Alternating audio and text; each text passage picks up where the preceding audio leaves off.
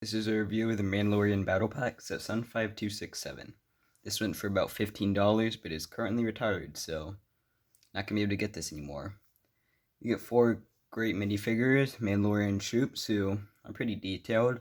All except this guy have leg printing. You can see it just has basic brown legs, but doesn't look too bad because his brown goes well against his brown.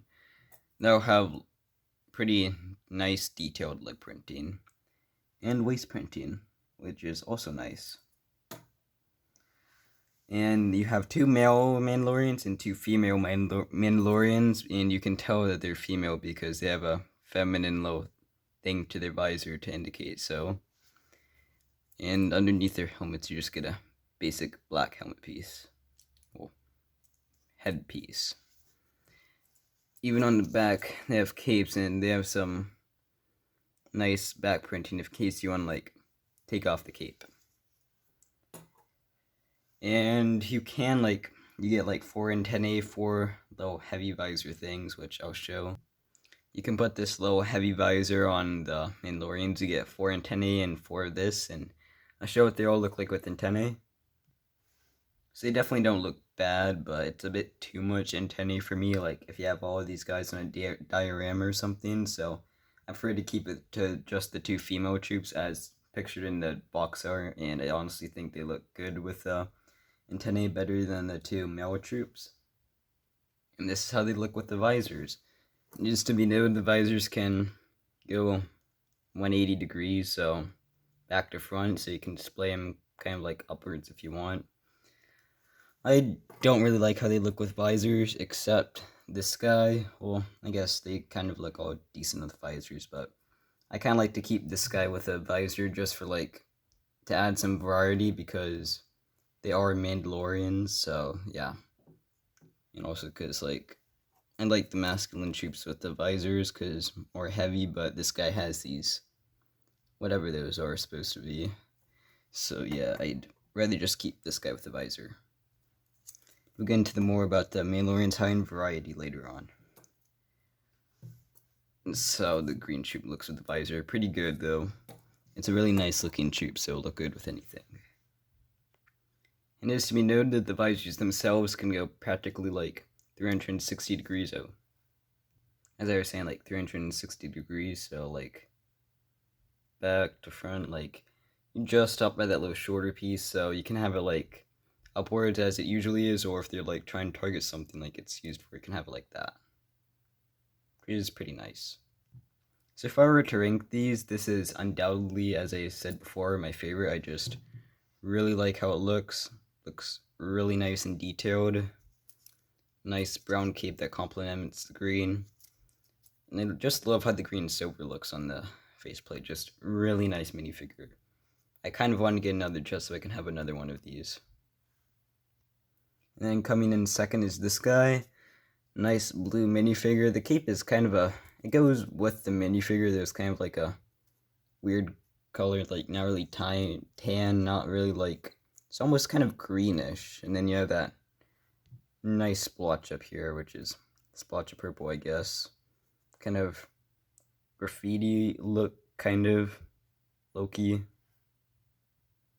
And then third, we have this guy. I really like these little things on his helmet. Looks pretty nice. He doesn't have leg printing, which is unfortunate, but I do like the brown color. And yes, printing on the back. So pretty nice minifigure. And then coming in dead last is this one, just gray orange minifigure. Not really into it. Black cape, because nothing else would match, I guess. So just one with black. Nothing much to say about this. I guess it is nice that we got kind of a chrome printing on it a bit, but that's about it.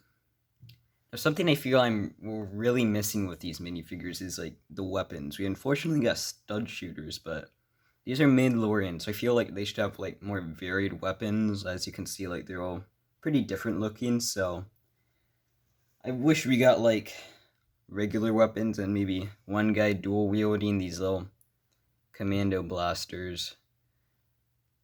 Or these type of blasters would be fine, but the commando would be preferred.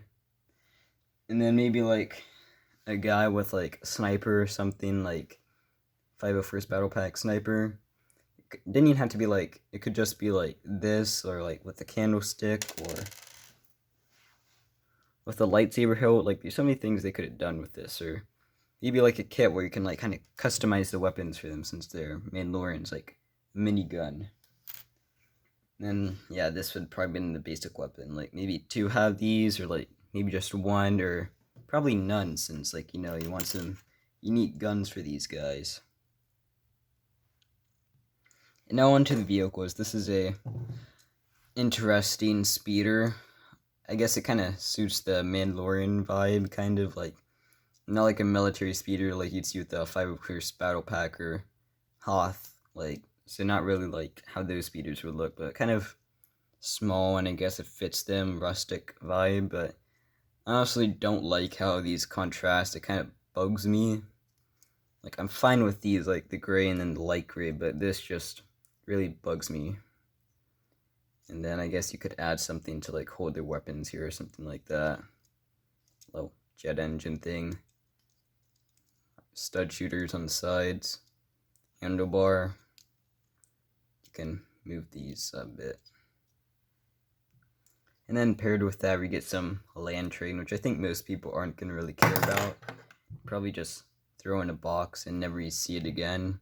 You can buy your stud shooter on that, but most people, I think, don't really like the stud shooters because they look very unrealistic, and I don't even remember as a kid playing with the stud shooters. Like, I would have preferred just to get the regular guns, and yeah, I mean, I guess this is nice for like dioramas or mocks or something, so there's that. And lastly, we have the box, which is like pretty interesting. Darth Vader logo in the corner, and the gray Mandalorian for character size, some stuff on the sides, and then box art on the side. This is going sideways, and it's usually like this, so kind of inconsistent, I guess, which I would have preferred it had not been. Then you get the features, stud shooters, Mandalorians. And if you're wondering, I'm talking about being inconsistent. It's supposed to look like this, like vertical, so you kind of you could display your boxes like a bookshelf, but now it's like weird and horizontal and just like goes against what their usual box art is, and I don't like that at all. But it doesn't affect me that much because I don't display my boxes like that or display my boxes at all, so yeah, not so much of a problem with me. Pretty small instructions, but it is a battle pack. And then inside, added for Skywalker Saga, and then some other sets. And then, okay, that's about it for the instructions. And something I like about this set a lot is that we get the 4 capes. That is very nice for me, and then you do get the pack of antennae and visors, but you get that with anything with antennae or visors. They just give you the usual pack. But yeah, I did appreciate the capes. Unfortunately, they are made of that harder cape material than like compared to the Darth Vader's castle Darth Vader, which has that soft cape, which I really love. So that's unfortunate. But yeah, pretty nice set. You get 4 Mandalorians, so $15, that's awesome.